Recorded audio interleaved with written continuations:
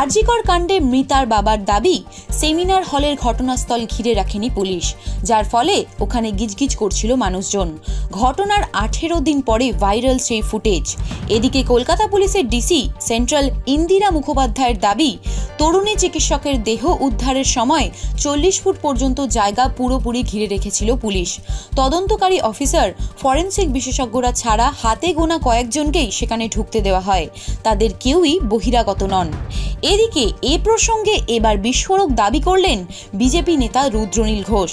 Facebook পোস্টে তিনি লিখেছেন, বাবা তার মৃতা মেয়েকে নিয়ে মিথ্যে বলতে পারেন কি? কিন্তু ইন্দিরা দেবীরা পুলিশ মন্ত্রীর নির্দেশে মিথ্যে বলতে বাধ্য।